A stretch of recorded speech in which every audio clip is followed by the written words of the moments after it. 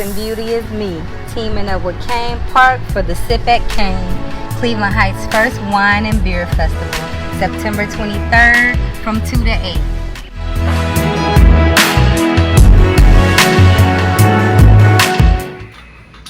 What's going on, y'all? Welcome to the Pull Up Experience, y'all. And we have a great edition for y'all tonight. We have Dan and Tierra Banks with us tonight. We're going to talk about entrepreneurship. We're going to talk about marriage. We're going to talk about balance. We're going to talk about all these things that help cultivate a great relationship and a great business. And we have my man Cam coming to guest host tonight. We got Brittany over here. And it's going to be a good time. So without further ado, Dan and Tierra Banks, how y'all doing tonight, y'all? I'm tired, man. I'm excited to be here. No, we appreciate y'all. Cause I remember I seen y'all in the store. This is about, I think it might be a year ago I seen y'all. We were shopping for Thanksgiving. Yep. See, so trying to get cheese. see. That gonna show how long ago it was, but I'm glad y'all came through because I'm like, we gotta have y'all on, so I appreciate y'all coming on. So I can start from the beginning. Let's start from before everyone knew y'all for where y'all at now. Like, was entrepreneurship always something that y'all wanted to do, or something that y'all gradually got into? I was not. No. When they got together, she was. Yeah. So I'll let her kind of talk about it. Yeah, I'm like a third generation entrepreneur. I've been working since I was 12, and like I started doing hair. My mother let me get clients in her attic around when I was like 14. So I came out of high school straight entrepreneur, and I didn't get. I probably had like 4 jobs my whole life, including the one I have right now. I'm used to it. It's in my blood. It's in your blood? Yeah. Respect. Yeah, I'm gonna die entrepreneur. I'm ready to touch on episode, by the way. Yeah, me on the other hand, I'm a worker. I've been like that for a while, not necessarily an entrepreneur. I guess I did kind of, cut hair in college, kind of a survival thing. But not necessarily, that serial, they throw that term around, serial entrepreneur. That's definitely not me. Yeah, you know what I mean? I'm one who always been going to get my check, whether if I work or not, you gonna pay me, you know what I mean? So I've always kind of shied away from the whole entrepreneurial thing, just kind of really just following that lane, just inspiration from friends and my wife, honestly, which kind of made me kind of pivot and jump over that lane. That was not my beginning. Yeah. Because I'm about we'll get into that. So, with that being said, what was it? So I know Tierra, like I said, she's in her blood or whatnot. For you, was a little bit different story. So I want to get into what made y'all transition into that lane or whatnot. Because I feel like entrepreneurship is either a necessity, a calling, or a survival tactic or whatnot. What was it for y'all that made y'all go, okay, I'm gonna get into this lane? And I know for you it's a little bit different and whatnot. Before you start, can I say, I think that's like the power of a couple, though, right? Because Dan said, he's never been an entrepreneur. He's always been a hobbyist. This dude has, he does everything. It was just like being married to him, man, you should be getting paid. Like, you have 9 businesses. You think you're going to work. So he's always had businesses. So I just think like that little gentle nudge and push and just being around, just being around other people that's making money, because his skill set is just, it's just natural. I'm just glad he found something that literally he don't have to do anything more than what he was already doing. He literally just packaged what he was doing for free for people forever. And I apologize because we didn't even say what it is y'all businesses are. We just assume like people know what y'all do. You know what I'm saying? Yeah. But let's tell people what the businesses are. So I guess mine's a little bit easier. I am a home inspector. I'm a property inspector. So private property inspector. Anytime you're going through a real estate purchase, before you close on that deal, you go under contract, you have that contingency period to do your due diligence. That's when you call me up. I come in, evaluate the property, give you the information that you need, so that way you can make an educated decision on that purchase. So. Yes, sir. And my business is it's called Mended Ink. I'm not all branded out like that. I'm fresh off the job. I literally just came from Shaker Heights doing the job to here. So we appreciate you. But mine is a nonprofit, and we really are a relationship mediation. Like, we focus on mother-daughter relationships. I offer like virtual mother-daughter relationship coaching. I just newly added yoga. I'm a newly certified yoga teacher, which is another way to heal. But I'm all about like healing trauma, enhancing communication, and reconnecting families. And that's good right there. What was the beginning stages for y'all? How did y'all meet? It's so funny because I just rolled down Murphyfield and I just told the kids, like, pointed to Amazon. I said, you know, me and Daddy met. This was Randall Park Mall. Yeah. I was working at Foot Locker and I hypnotized him with my stripes. And I was dancing LeBrons for him. And just, he was You're right. It was freshman year of college. It's my birthday weekend. Some new LeBrons had just dropped, so I ran to Randall Park Mall to go pick them up while I was picking up the shoes. You know, she called my eye, and we kind of started a conversation from there. We talked a little while on and off, and then eventually later in life we doubled back. We got kind of got serious from there. So. Yeah. That's good there. You know, in between that time, I was kind of checking on her. She was checking on me in between. Like it was probably like a 5 year span. I'm over like 3. And I know we asked other couples in the past, like, how did you know that they were the one? You know what I'm saying? Because I think we think we know the one, but it's the difference between knowing they're the one and wasn't. What was the for sure thing that was like, that's her, that's him? It's always been personality for me. Personality and loyalty. I'm sorry. Personality and loyalty has always been the thing that's kind of solid. Listen, I love it. Yeah, no, I agree. Like, I mean, for Dan, it's, I don't know, it's definitely loyalty, but it's, I guess I was about to say commitment, but that was kind of, yeah, but, when Dan said, hey, you gonna do something, you gonna do this, so I feel like when he said, I knew he meant it. That's good right there. How do y'all find that balance between, like, running these businesses and being with each other, husband and wife? It's a big commitment.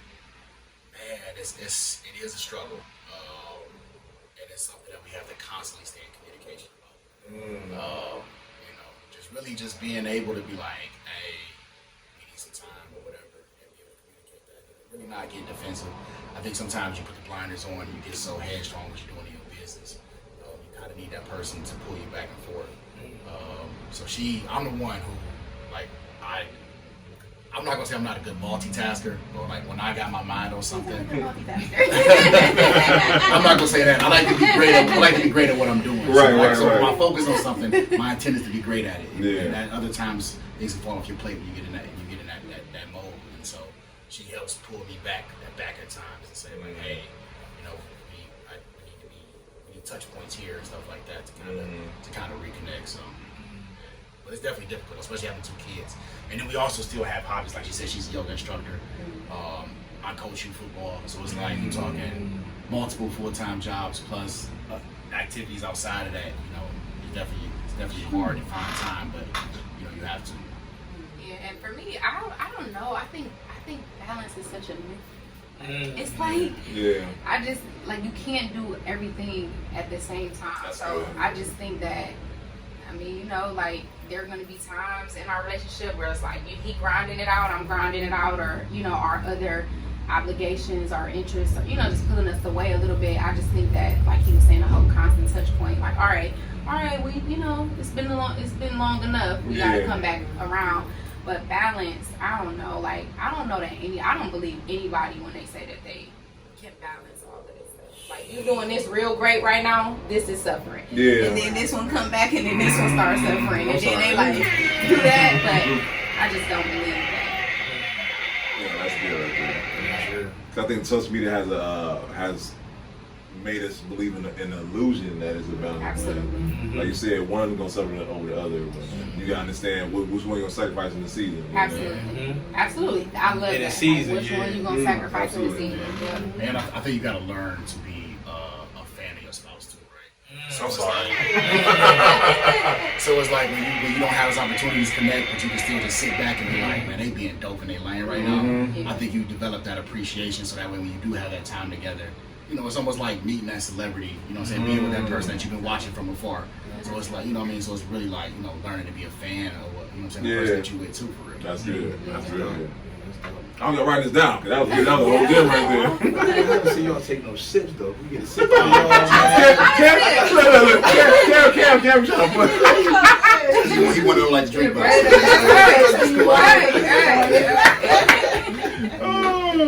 Okay, so I want to ask. So I want to ask here about your business, because I feel like a lot, and I feel like, but I see like your business based off of Colin. What cultivated your business per se?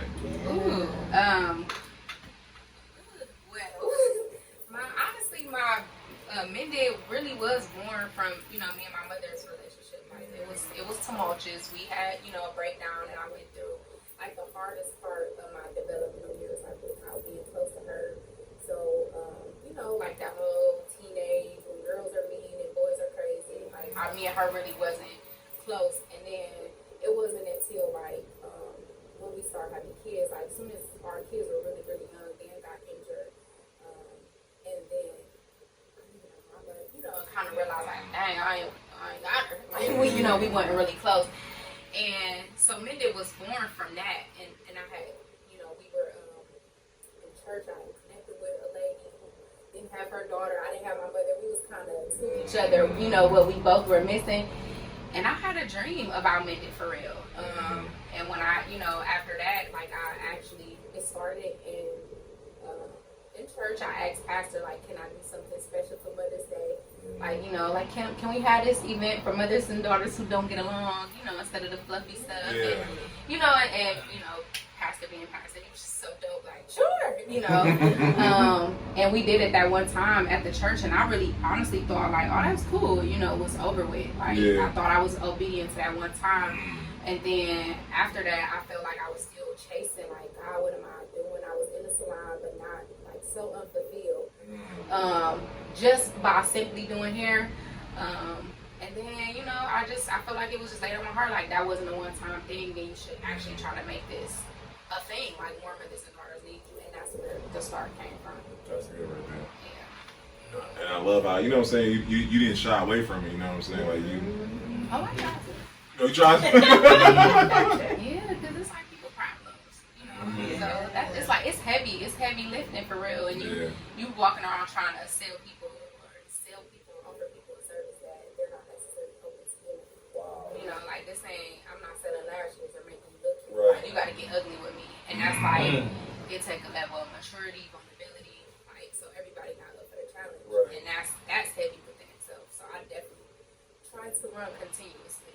Like continuously, I'll be like, all right, I'm done.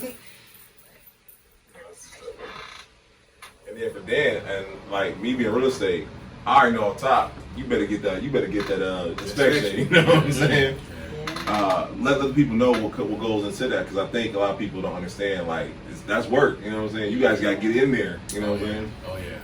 I keep a lint roller in my van just because I'm leaving out of the house. I'm covered in spider webs and everything, and sometimes I got to roll into another appointment. I got to do a quick roll just to get the spider webs off. You know what I mean? But you'll be surprised how many inspections I've done where, you know, it's occupied, and by a tenant, like, well, I've never been in that attic, or I've never done this. Wow. And so, you know, you have inherent issues with properties that somebody has been living in, and they don't even know they exist. Right. You know what I mean? So you're going through this real estate transaction, and you have this disclosure form, right? Where I'm supposed to tell you everything that's wrong with the property that I'm aware of.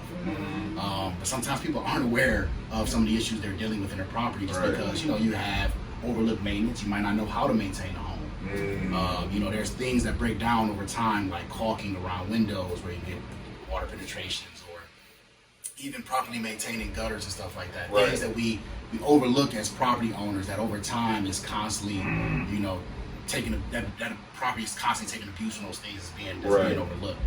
So having me kind of come in, you got somebody who is not tied to the property. I'm not buying it. It's not for me and my family, so I'm not in love with it. So I have an unbiased set of eyes where I'm going through the exterior, interior, I mean, from the basement to the attic to the roof or whatever, just really kind of combing through it, looking for any type of safety hazards, looking for any type of issues. And it's not to, you know, to make you fall out of love with the property, but just make you aware of what you're buying, you know. For our community in general, you it's great for us to become homeowners. But with that, you got to understand what it is to become a homeowner, right? Investment. It is an investment, and if you're buying at the top of your budget, you should be aware of what issues you're buying at that with that property if you're buying at the top of your budget.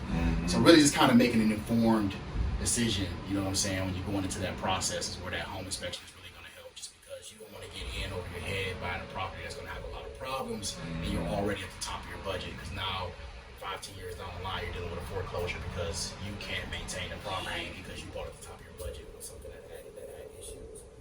So home ownership is amazing. It's great. It pushed everybody towards home ownership. Yeah. But at the same time, you got to buy smart. So that way you don't set yourself up for failure down the line. And write down your notes. Don't skip on the inspection. And hire Paul for you. There you go. Exactly. What made you want to get in the inspection lane? Oh man, so like my wife said, I am an extreme hobbyist. I love working with my hands. Traditionally, I am trained as an engineer. I have my degree from Penn State as an engineer. So for years, I worked behind the desk, managing projects, looking at prints, working very closely with the tradespeople. But I like to be right there in their face. So when they're doing plumbing, I want to see what's going on. I want to learn it. And so I gathered a lot of information, just kind of dealing with different tradespeople, to the point where I would say, Brandon called me, hey man, my water heater went out. Can you come replace it? I come knock it out. So it went from me just doing favors for buddies to the whole city calling me to do favors for them. Luckily, I'm surrounded by a lot of people that I would consider serial entrepreneurs. So a close friend of mine, shout out to Carter's Home Solutions. He's a contractor. He was like, man, why don't you come in and just kind of subcontract with me? So I would kind of go out and just do work for him, and that kind of developed that entrepreneurial side for me. Just really getting inside of that space, going in and out of properties. I have a natural gift for understanding how things work, and that's why I got into engineering or whatever. And then I did a project for our church. We purchased a new building. It was a warehouse. We were converting it over into a worship space, and so I was managing that project. So I had to deal with the architects, I had to deal with the city inspectors and stuff like that. And just coming out of that, a lot of people were like, man, you always offering your services to everybody else. You should really focus on yourself and figure out a lane for you or whatever. I was like, well, the laws are changing. You have to be licensed to be a home inspector. They're required to give out 3 referrals now. I'm like, this will be the perfect time to kind of enter that space. And so I went and got to schooling and training, got licensed, and said like, hey, did a little market research for the branding and everything, and said let's give it a go and see what happens. Like I said, I wouldn't consider myself a serial entrepreneur, but I'm surrounded by a lot of people that encourage me to kind of go forward with it, and that's kind of how I jumped into it. How long has it been up and running? 3 years. Yeah, absolutely. So let me ask y'all this then, because I think a lot of people don't understand when it comes to entrepreneurship, the hardships come along with it, right? So, and whether you've been an entrepreneur for 5 minutes or 50 years, there's going to be lessons that come along. So, what would you say in your entrepreneur journey was the biggest lesson that you have had as far that you had and then used for the future, or just used or have used?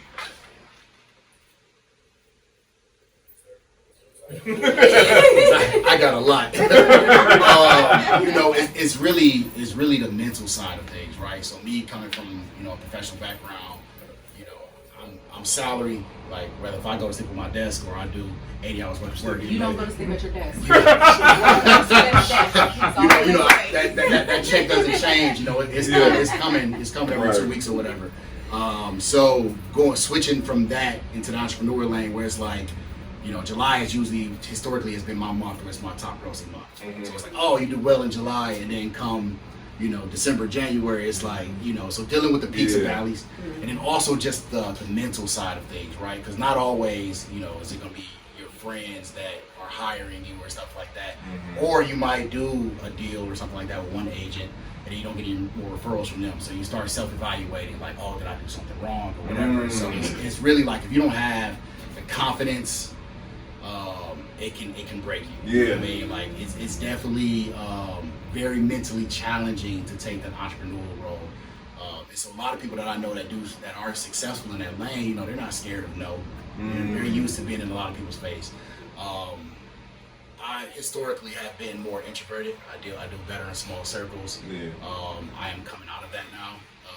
But it's like, man, you know, how am I gonna get this business started? Like, I really don't even like talking to people. You know, yeah, you know, kind of breaking that ice. You know what I mean? So, yeah, man, the mental fortitude that it takes to start a business, to deal with the no's, to deal with the peaks and the valleys. I mean, that type of stuff, it can really send you to some dark places, man. You know, so you definitely have to be, you know, tighten the head, right in the head to kind of deal with some of those challenges. I got three.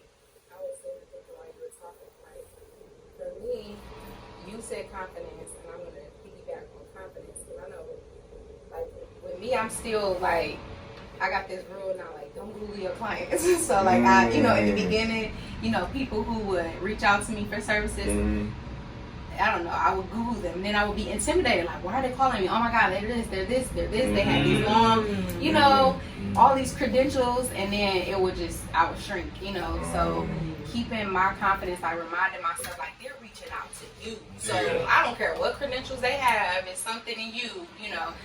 So that has been a big lesson for me. Another lesson is like a scripture that I just hold near and dear. Is a farmer can't wait for perfect weather. Can't wait for perfect weather to come. I think I'm saying it wrong now because I'm on the spot, but that's what it is. The gist of it is like for me in entrepreneurship, like I'm such a perfectionist. You probably hear that all the time. Like, and out of fear though, not because I want stuff to be perfect, because out of fear that people gonna see me like imperfect. So it'll keep you, you know, procrastinating. Like, so I'll sit on ideas or I'll sit on creations because I'm like, it's not ready, you know, for the public to see it, you know. But in entrepreneurship, you just gotta do it. Like sometimes the wisdom or the knowledge don't even come until you do it, and you're like, oh, okay, that didn't work. We gotta, you know, tweak it. But you'll tweak it so many times before you even get started, and you just, you know, years will go by, and you'll have these ideas like that you know, you haven't, you know, brought to fruition. And then my biggest lesson that I'm still learning every day, hiring your weaknesses, man. Like me just trying to convince myself, like I can figure this out, I can do it, and it's like, girl, no, you're, you know, it'll be years, and you'll be still sitting around saying like, I'm gonna figure it out. No, just hire somebody, you know, or if you can't hire, you can't afford to hire, find somebody to barter with or something like that. Get in that squad, like that team, you know, those people in those places that can actually take you to the next level. Like, I feel like I have hindered much growth for myself, you know, just trying to figure it out on my own.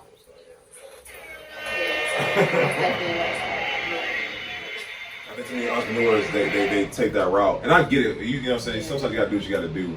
But sometimes, like you said, and I love how you said barter, because I think a lot of people underestimate the fact that you might have something I might need, you know? And there's no shame in that, you know what I'm saying? This whole entire team is built around the barter system, you know what I'm saying? Because right now we can't pay you per se, but we can help you grow your business with networking and all that good stuff. So don't miss on that whole gem right there.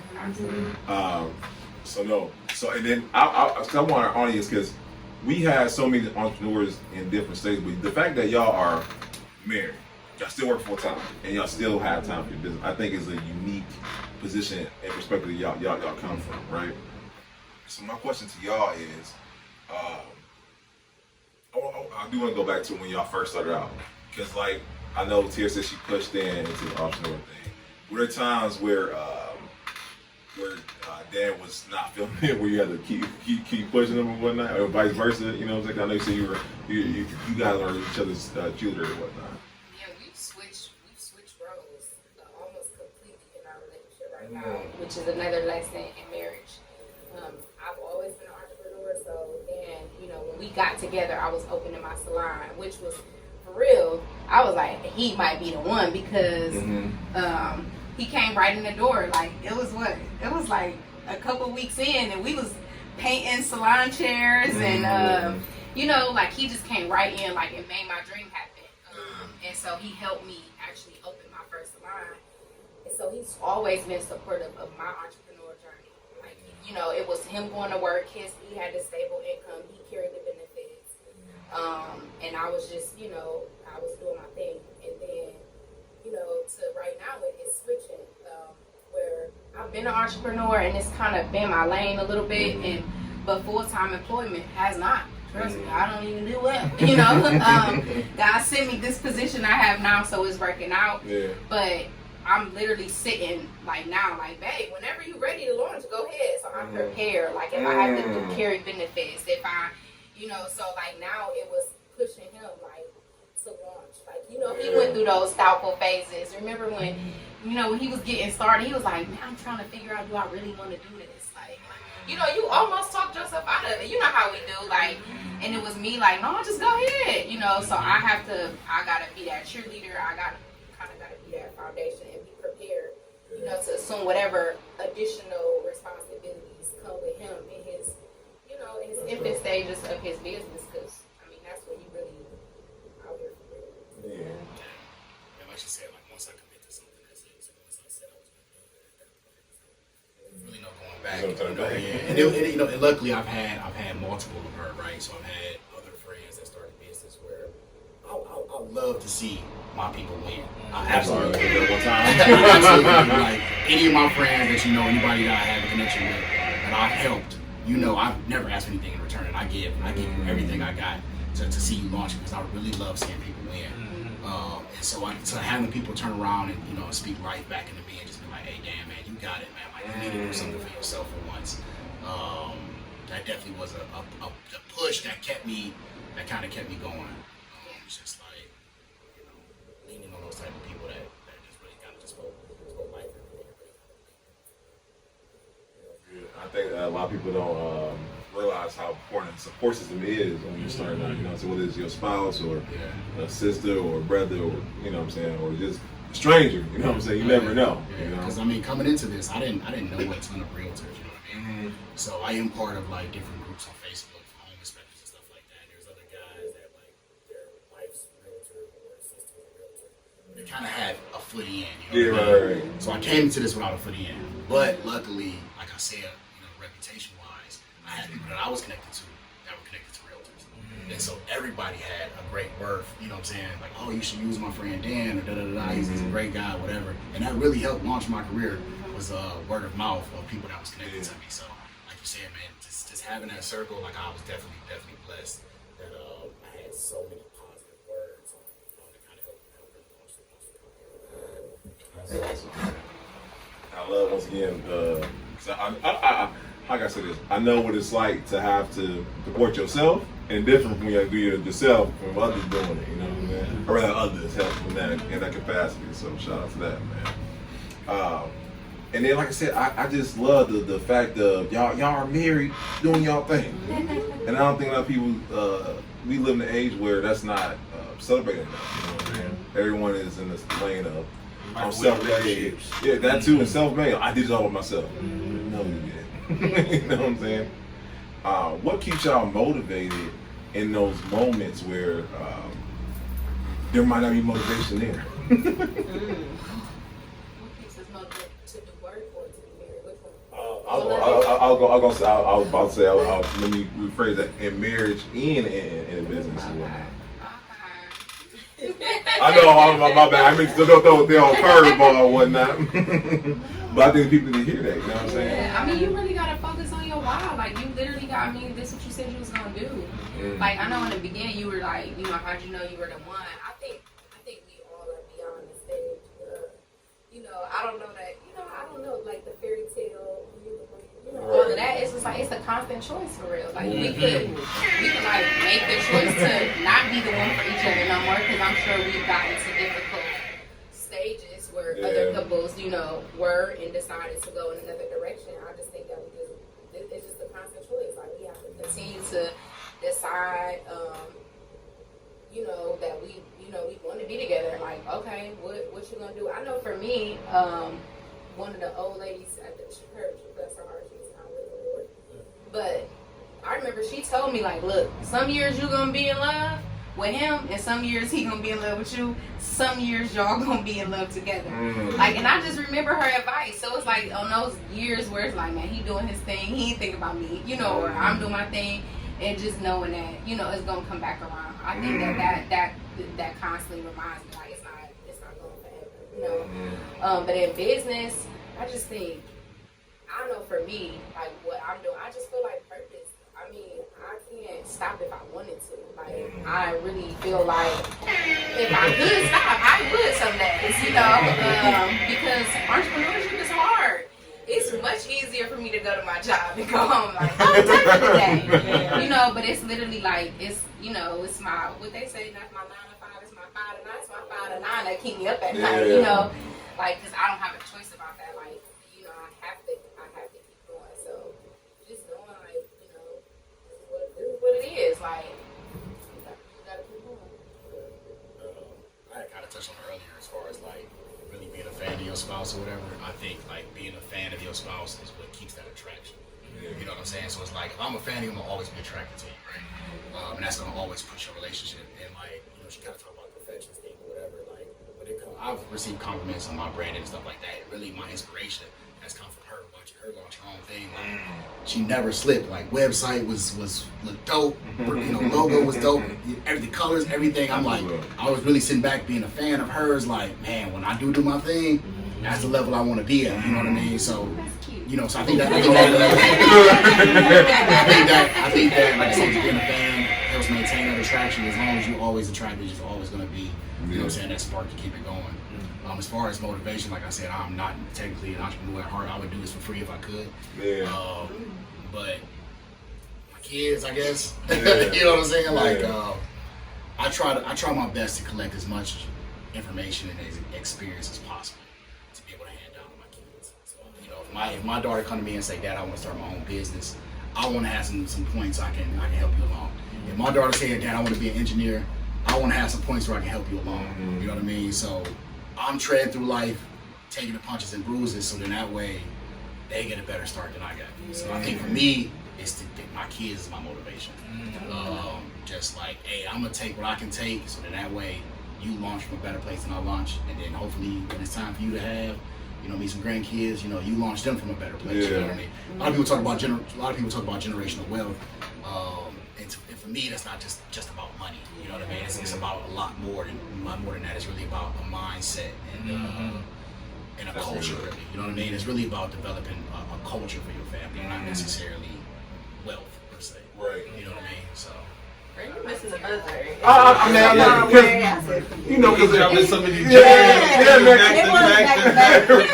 But look, I'm in it. You know what I'm saying? Taking it in. That was a real gem right there. Can I ask you a question, Tierra? I know you said you started mending with your mom and your situation. What is that like now, having kids of your own?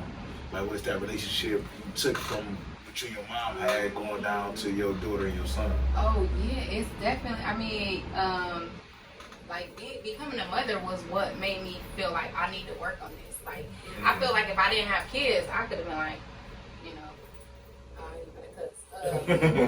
you know, I could have been like, whatever, you know, it's like, it would have been easier.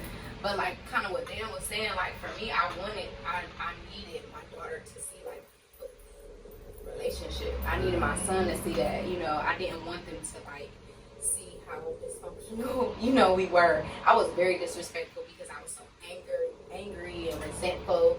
So I didn't have anything nice to say about my mother. You know, my tone was bad. It was just all bad, and I would not have wanted them to see that. First of all, because I kill them if they tried it with me.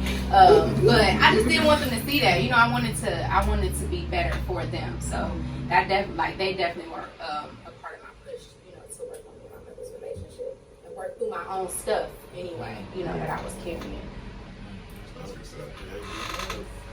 So, man, what do I feel like is the biggest misconception people have? I keep going back to marriage, but I want to go marriage in your business or whatever. What's the biggest misconceptions they have? Because I'm pretty sure people are like, it's easy doing what you do, and that's not even the case or whatnot. I mean, like she said, man, it's the Can't sell your home and tired of carrying that load? Drop the house. Gutter Properties will buy your house as is with offers up to $300,000. Need serious repairs, liens, taxes, or judgments? We'll work through your unique situation to get that house off your back. During your free, no-obligation appraisal, we maintain social distancing and take every precaution to ensure your experience is safe. Drop the house. Gutter Properties. Call us or visit gutterproperties.com today. I've deleted many of posts that I started to post on Instagram for marketing and stuff like that, just because I didn't have confidence in posts. You know what I mean? Like, you think like people make it look easy. Luckily, it's like I feel confident in what I'm doing. You know, that kind of carries me, because a lot of the other part of running a business I'm not so confident in. Like I said, my background is engineering, not in marketing. And there's going to be some people that aren't as good as you in your lane, but they can outmarket you. You know what I'm saying? And so when you see somebody taking off just because they can outmarket you, even though they're not better than you, it's like that can, that affects you. You know what I mean? It's deflating. You know what I mean? So it's not as easy as it looks. And there's a lot that can play with you mentally if you allow it. So yeah. I think for me it's just the seasons, like just knowing that it's not always gonna be hot. Like we see people post on Instagram every day, but we don't know those scheduled posts. They was on that. That was the deal from 3 months ago. Or they telling you how they made their first million 5 years ago. I mean, it's just it's ins and outs. It's the ebbs and flows. And I think when we're going through our own seasons and our own ebbs and flows, we feel like, man, I'm failing. Like I should be, elsewhere. But everybody is going through that. Like every single person. Like it's just, you have to just ride those seasons. I think that's like a huge misconception. Like I almost be trying to pull apart people's posts sometimes. Like this ain't even real. This ain't even, and not because I'm trying to pull them down, but for myself. Like, see, you out here admiring somebody's reels. You don't know when they created this content. They holding on to this stuff. It's in their arsenal. On there, this could be a bad day for them, and they posted this to encourage themselves, not to deflate you. So, so for me, it's definitely it's seasons, and I gotta just be graceful and patient with myself. Like, if it's a season, especially still being a full-time employee, if it's a season where, my full-time job is requiring a little bit more of me and I can't, devote as much time to my business, it's okay, it's gonna come back around. Where if my kids got volleyball season or football season start, we both know that football season shut our whole life down. It's like, hey, from this time to this time, this is all we do. We go to games, we go to practice, but when the season ends, we can catch back up and just knowing that that's okay. We're not missing anything. This is our consequences. And then be cautious with the fast launch. You take off quick. Be cautious of that, because sometimes that organic growth is better than that fast takeoff because it's more long standing. You see people take off fast and then they drop just as fast. You know what I mean? So build yourself to the point where it's organic and it's sustainable. So then that way you have that longevity. So you're not the peaks and valleys aren't as dramatic. So it's so funny you said. I tell people to think of a good stock. Most good stocks they got. It's always going up, though. You want to have them down. It's showing how low you can go.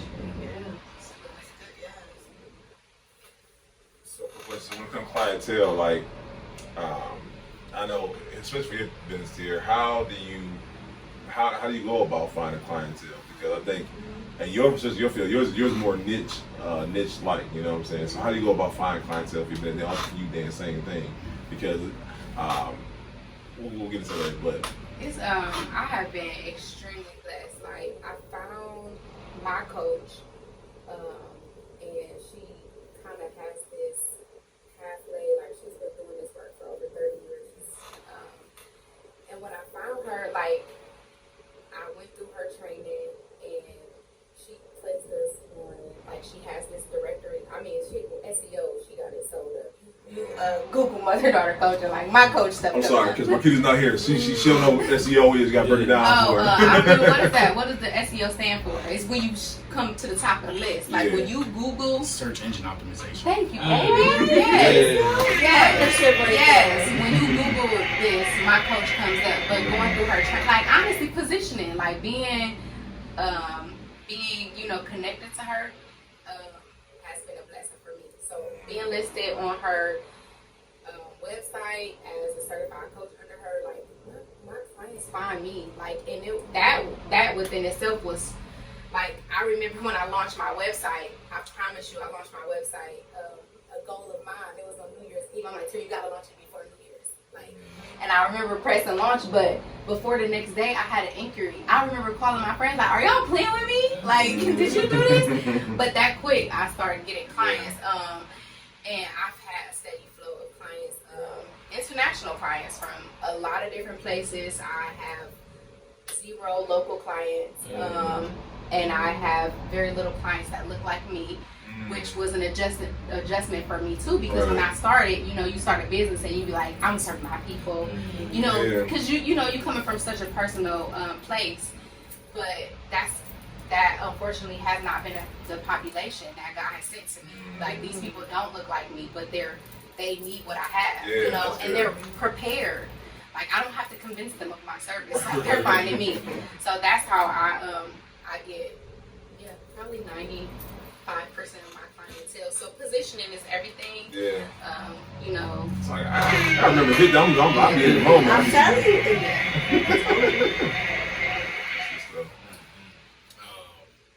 Me, it's more so referrals. I mean, friends, people ask on Facebook, "Oh, look for a home inspector," or and they say, "Oh, try both inspections and stuff like that."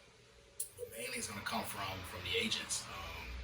If you're buying a house, you select an agent that you're going to trust their referral, right? Yeah. They've been in the business, they're the experts. So it's really just coming from the agent referrals.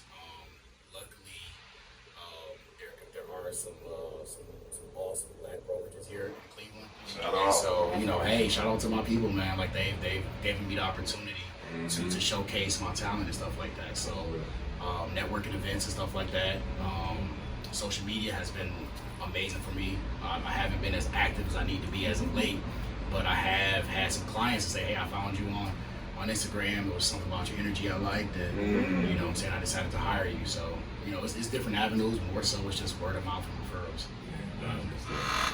I think too, with Dan, what you just said, like, I mean, if I could just throw something Talk your man up. Yeah, I'm saying. But like, he do get a lot of referrals, but he's just so dope. You know what I'm saying? Like, he locked these people in, and they just keep coming back because his product is amazing. He's so professional. He has so much integrity. So it's like, you get these clients from these referrals and word of mouth, but it's like he's catching them and keeping them. And I think like that's another thing. Like, That's the thing. A lot of people that send them to you, but these are repeat clients that that we both are experiencing. I think that speaks to who he is as a person that he'll never talk about. Shout out to the agents that referred me, man. I truly appreciate you. Truly. He surely does. This agent, man. We sure. Listen. And shout out to, like I said, shout out to Brick House Realty, Dream Team Realty, these black brokers, like I said, that we try to keep everything in house. You know what I'm saying? Because we need black home inspection, we need black appraisers, we need black everything. You know what I'm saying? I think the last statistic I heard is like black realtors or real estate agents making like 3% of the market, 3 to 5%. Yeah. So we need more. We need more of us. Right. What about home inspectors? Do you know? I do not know. It's probably even less than Right, that. yeah. They probably not even at Kid one. inspector, he said like, I know in Toledo it's literally like, I think he said like 0.5% of black people out in Toledo inspectors. Yeah. I don't know if you're familiar with Mike Bay. Yeah. We've been at the times. Yeah. You got Mike? Oh yeah, might be on the show. Yeah. Got them all. You know what? That's I was about the show, man. I probably we had everybody on this bad boy. Yeah, 144 episodes. Listen. That's nice. Appreciate y'all. But okay, so talk about the past, talk about the present, talk about the future, y'all. What y'all got coming up for the future? Stuff you're working on, stuff y'all want to work on, all that good stuff. I got quite a few things like in the works. Some things I'm prepared to share, some things I'm not ready to share. I got you. But I haven't talked about my day job, but my day job is chief probation, and we are transforming our probation department to the school of transformation. And honestly, that's also been a blessing because it falls right in line with my mended relationships brand, with my yoga, teaching, like shout out to Jeff.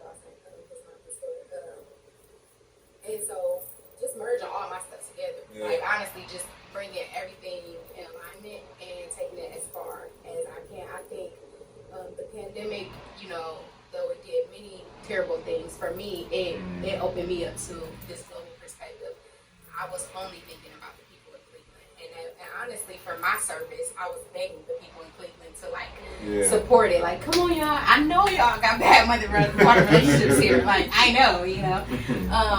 But so it gave me such a global perspective when I started being able to connect with clients and companies in other countries and other states and different time zones. So I think that's like where my perspective is. Like I'm Cleveland, born and raised, love hard. I will always be here for Cleveland, but I am no longer in trying to convince Cleveland that they need me as much as I need them. So yeah, that's where I'm like, I just want Mended to become a global brand, and I want to be mending relationships all around this world. That's good.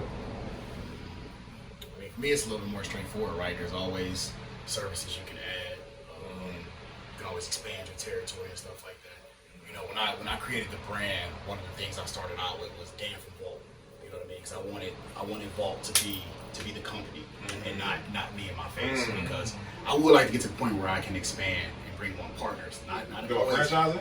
Not franchising. Okay. You know, not employees, but actual partners. Somebody that believes in the brand, that want to expand the brand so we can expand the territory. So right now, it really just kind of focusing, like I said, on that organic growth, really kind of building relationships with some of the brokerages around here, with some of the realtors around here, so that way they know that I'm genuine and everything else like that. So in that way, that foundation for the Vault Property Specialist is strong. So, I mean, as far as expanding, like you said, we got young kids that are still running around, youth sports, do a lot of coaching. But as we kind of start, breaking off some of those branches where they're kind of doing their own thing, where they're getting coached by the middle school and high school and stuff like that, and that's going to kind of expand some more time. So you kind of set your trajectory based off of what you have set up in your life. You know what I mean? I think if you ask our kids right now, they won't even realize that we work. I don't think they think like 2 full-time jobs is a big thing, because I don't think they don't feel it. They don't feel it. Yeah, so we make sure it shaped our lives where we can still be there for them. Right. Yeah, in ways most full-time employees wouldn't be able to. Yeah, like that's important to us. So it's like, once they kind of start, getting more involved in school and other things, become a little bit older, your time space expands a little bit. Right? They kind of do a little bit more. So it's really just kind of setting everything up so that way things happen at the right time. Because we definitely count down. 18, huh? Neither one of us said that. Not necessarily 18, but independent. I mean, we just look forward to the time. We got married young. We've been married most of our adult life, really. So we just look forward to, allowing our kids to launch and really being able to But right now, we both are willing to sacrifice this time, for the kids. We cool. Okay, we can operate at this level. This level right here is cool, where we can, experience some levels of success without sacrificing our family, because that is a non-negotiable for either of us. Like, our family is. I'm about to thank you, because I'm processing what you said, because I think I know people process what they're willing to sacrifice to get to where they're at, and take that into account, because we all want to hit the top. You look at somebody like Steve Jobs, man. Like this dude, not Steve Jobs, my dude from Amazon, Jeff Bezos. Like you got a divorce, man. Like you got all that money, you still get divorced. So it's like you just gotta be careful what really means the most. Or the people, some of our idols, like the kids hate them. Like that's important to me. Like I can't have mended relationships and my kids hate me. So I refuse. So cultivating those relationships and keeping those first, and knowing, our kids knowing like they come before whatever else. That's good right there. That's good. I think with 144 episodes, I think that no one's ever said that. You know what I'm saying? To take into account the level you want to sacrifice, and the sacrifice gonna have to come with that. You know what I'm saying? That's good. That's very good. All right, so I'm gonna hit you up the staple questions that we got, right? Because we're gonna pull up experience. We got some questions that look like everybody, and one of the questions we like to ask is, Cleveland is a city that is evolving to become more collaborative, but unfortunately we have the stigma of not collaborating, right? What do y'all think we have to do in order to be able to change that stigma? That's not a good question for me, because I don't be feeling that way. I love Cleveland. That's I love Cleveland. I love my circle. Like my circle come through for me. Anything I need, and it's some big people in there. Like man, I haven't really had a chance to hang with them as often. But my dude Jason Garrett, shout out to Jason. Like, Absolutely. If I had questions from a marketing standpoint, I can call him up. I can DM him. He's gonna respond to me. Like the ones that's in my circle now, like man, my circle's dope. Like I don't necessarily feel that. There's definitely people I haven't had an opportunity to connect with that has a large presence on social media, a large presence in Cleveland, that maybe the opportunity will come at some point. But as of right now, I can't say that there's anything from a local standpoint that I would say need to be improved. I haven't felt shunned in any kind of way. Yeah, I don't know that I have a solution, but I definitely, that's not my experience. I don't know if it's me coming from the beauty industry, being an entrepreneur so long, like I've always felt the segregation in Cleveland, but I don't know. I almost chalk it up to just my own personality, because if everybody going right, I'm going left. That's just I don't know. So it could be a me thing, you know. So I wouldn't necessarily say the city has to do things. It may be a me thing, you know. I don't know. Like I've never really fit in with large crowds, so I don't really have an opinion about how we can all come together on one accord, because to me, usually when one accord means, I mean, those are bad signs. I mean, that's not like, I don't know. I don't always feel like if everybody is collaborating, like who really speaking out? Like for me, I'm a speak out against, you know, like, hey, I'm not feeling that, like, you know, so I don't know. Groupthink, maybe that's the thing, or conformity. So I just feel like large crowds, or, you know, large, I don't know what word I'm trying to use. But that's not a goal for me, and what I like to see for the city. I would like to see more inclusivity, but that's acceptance of diversity. Like not necessarily like you making me, you gotta become like me to be with me. Just acceptance to where I am. And then maybe I would feel differently, but I've never really felt like I could be who I am. No, that's good. I feel you. I mean, because our podcast was birthed out of the fact of use of the sayings, a couple of people when you talk about entrepreneurship, right? So we like said we want to create a platform for people. It don't matter if you got 5 followers, 5 million followers. If you got value to add to our audience, we want to have you on. And 154 episodes later, we're still here. And we have great people like y'all on here, you know what I'm saying? But we want to have that platform to be able to tell your story, inspire somebody, educate somebody, or, you know what I'm saying, empower them, you know what I'm saying? Because entrepreneurs, we go through it all, you know what I'm saying? Absolutely. So I believe when people watch, because they subscribe and they watching. So, you know what I'm saying? We want to be doing something right, you know what I'm saying? And we hear great stories that keep them going. So I want to appreciate y'all for that. But before you close out, I said I wanted to say this during this interview. Like, the professionalism of the pull-up experience has been dope. Never knew who was behind it or nothing. Wow. But you know, just being asked a year ago, and then it was January when the invite came out. Like, let us know what dates work. I'm like, July. Okay. Like in the communication and everything. Like, so I just appreciate you know, all for like creating this vehicle, this platform for us to come and share our stories in an eloquent, beautiful, professional manner, putting on for the people. You know, it's not like we can tell you care about it. It's not like it's not done haphazardly. It's thought put into it. So like, I appreciate it. We appreciate that. That made my day right there. I appreciate that. Shout out to my child. No, hey, listen, y'all, we gotta give a shout to Michelle, because there was chaos before Michelle. It was chaos. And I go to show them having a great team, because Michelle, I never forget. I was at the house one day. I was like, man, I had my head down. I'm like, man, it's all bad. She's like, and I already know Michelle when it comes down to organization, administrative thing. That's her thing. You know what I'm saying? So I got you. I'm like, real? She's like, yeah, I got you. And it's been up ever since and whatnot. So guests have said the same thing. We love the friendship. We love to keep up. They definitely have time. Yes, constantly. You know And it what goes I'm back saying? to what Dan said. Sometimes you gotta hire, you know, where you're weak, someone else is strong. Absolutely. So just, you know, being able to delegate. I like asking the questions. That's your lane. That's their lane. Right. So no, and it was to get beauty of teamwork. And this is another thing. So legacy. I know everybody throw it around like generational wealth, like you said earlier, whatnot, but legacy is real. The unfortunate part, we're all going to lose Earth one day. You know what I'm saying? But the legacy we leave behind in the individuals, and we leave behind our business is something that we need to take hold of. But I don't think too many entrepreneurs think about that. There's so much in the work, there's so much in the grind, they forget that you're going to leave behind something. Now, whether it's good or bad, it's up to you. So my question to you guys as individuals and as a couple and in your businesses, what legacy you guys want to leave behind? So that's actually one of the reasons why I started my own business, just to have that kind of autonomy to do what I want to do with the company. So like I mentioned, I coach youth football. So one of the things I've been doing the last couple of years is sponsoring jerseys. So they have the company logo on the jersey, the boys wear them, and it's like, you know, we got Coach Dan Company on my logo. You know what I mean? So it's not really the business part that I'm worried about legacy. It's more so the coaching aspect of it.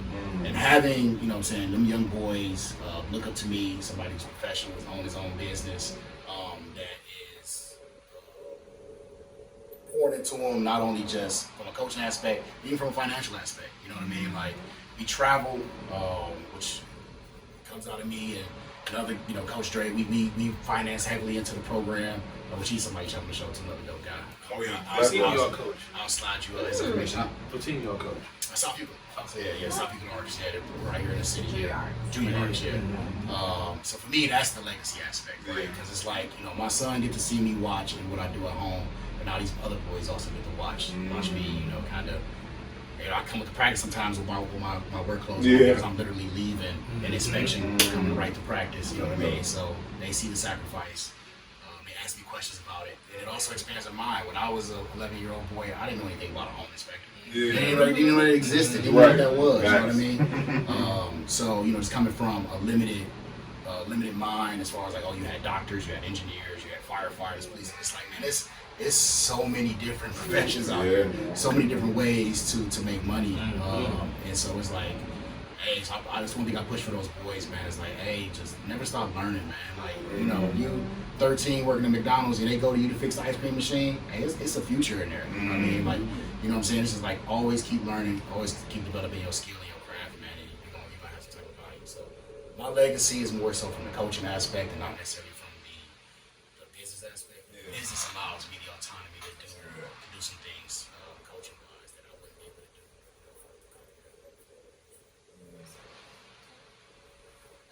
For me, it's love. Like, I'm a transformer, right? Like, and my legacy, I want it at the end of the day. Like, what did I transform? Who did I transform? What environments did I transform? Like I just want people, when I walk away, to feel loved, to feel seen, to feel heard. Like, I want the experience with me to be nothing like they've ever had with any other person. And that's literally like, that's what I want people to say. When I lay in there, those are the comments that I want people, you know, to say at my funeral. Like, she saw me, she heard me, she cared about me, she loved me, you know, or she helped me, you know, just give hope. Like, I just want things to be better. That's literally what I instill in my children. Like, you know, with everything that we teaching them at the end of the day, like, you have to do it with love. Like, you have to love people. Like, you want to change people's worlds. Like, it's, you know, it's a dark world we live out here. Like, we gotta be the light. So that's the legacy that I want. That's good. That's a great legacy. I think as a couple, I think our legacy together is probably a combination of both things. Like, I think together, me and Dan literally just, what is it? Like, we've always been, we always talk about how we've always been the trailblazers and like very unconventional. Like, since Dan and I have met, like, we've done things our way. Like, we got married after 9 months against the advice of every single person that we know. 15 years later. And 15 years later, we got married in hoodies and socks, you know, in our living room. But we did it on our terms. And it was always like, it's a me and you type of thing. And I think, you know, like, coming together, like, we always just blaze our own trail. And that's, like, you know, important for us to show other people, like, you can do it your way. Like, you can do it your way, you just got to commit, you know, and you got to consider the cost. The end is a big consider the cost of your choices. Time so. Yeah, I was gonna say you could do it your way. I like that. Yeah, do want to ask the question. Like, what made you pop the question after 9 months? I think I was just ready for that next chapter. It's like, How long will it take you to turn the page? You know what I mean? It don't take long. You know what I mean? So. Yo, listen up, brothers. How old was I? I was 21. 14. I was 24. that was young. Yeah. We were young. We were definitely young. Yep. You still down? I mean, you know, what's so crazy. My girlfriend is up earlier today. I'm a year and a half in, and it's the longest relationship I actually been in. A lot of my relationships been microwave relationships where it'd be like 8 months, 9 months. It'd be like, this ain't working. I'm about to shoot. Where now it's a choice. I'm waking up every day. I'm choosing this person. I'm understanding that like, it's gonna be them ups and downs. It's gonna be them challenges. I gotta choose this person every day because you irritating the shit. But I love you. But I love you though. You know, I love you for irritation, man. So that's where I'm at right now. And I want to get to them 15, 20, 30 years. But I mean, our path isn't everybody's path. You know what I mean? Like, I'm not gonna say somebody else because we did it quick. You know, who did do that? Like, I would absolutely not tell somebody that.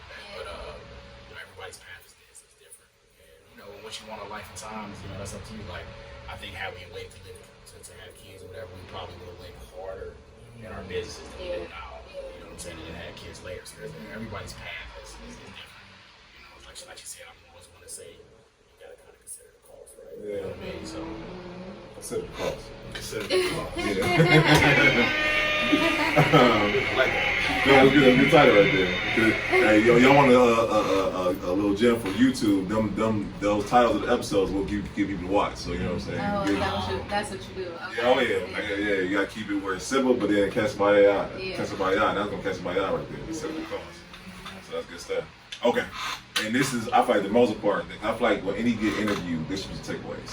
Yeah, I'm dropping the gems left and right. You know what I'm saying? So I want y'all to give individually 3 things y'all want someone to take away. Because a young man, young lady, someone watches right now, they love what y'all doing. They want to get some things they can take away tonight. So what are those things you want them to take away tonight? Because y'all dropping down left and right, you know what I'm saying? That's what makes it so hard. Yeah. Yeah, I do the girl. My bad. I'm gonna get out. Together? Yeah, three together. Three together. My bad. Yeah, like I had about 3. You want that 3 separate? I only got 1.5. I got 1 till 2. There you go. Teamwork. 1.5. I think my one is like, I think everybody, I think people know, like, you know who you are at the core, like, you know, that voice is always there. I just think that you have to do it. You know, like, that's how God designed you. That's the way it's gonna work. Like, if you try to do something somebody else's way, it's just not going to work for you. Like, it doesn't matter how they can give you that 1, 2, 3 step guide, you know, and it's not gonna work for you. Like, do you? That's my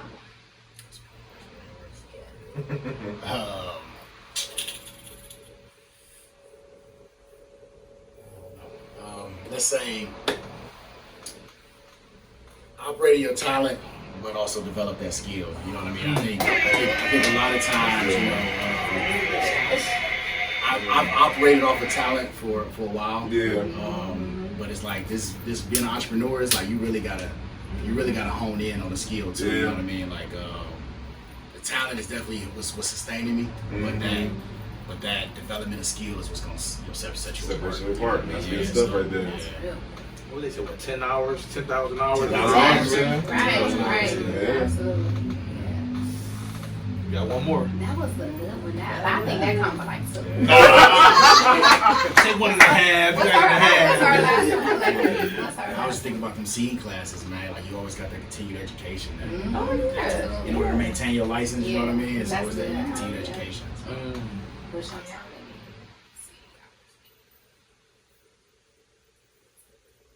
My relationship with CE hours. Hey, but that's good. good. I mean, like you said, you definitely. That's the second time I heard that today. There is name said that. No, the skill and talent, like literally, saying something verbatim. So I feel like that was a word from the Lord for me. So I received that. Everybody's on the same I way. received that. Yeah, right there. I received that. What's our third one? Same style. Same style. Lesson we want to leave behind.